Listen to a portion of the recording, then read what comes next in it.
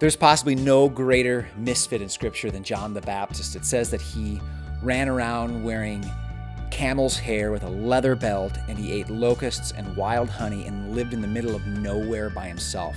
And yet people flocked to John the Baptist because of the kind of character he had, the kind of message that he had, and the God that he believed in. People were drawn to this misfit because he had no willingness to compromise who he believed God was and who he believed God called him to be.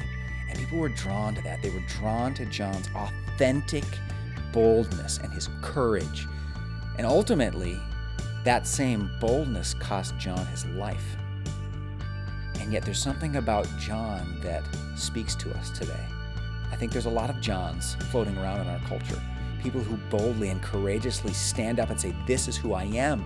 But are they doing it in a direction that's Godward or self-absorbed? Are they doing it for cultural values or for divine values? Are they living into their own miniature purpose for their life or God's impressive, overarching purposes for the galaxy?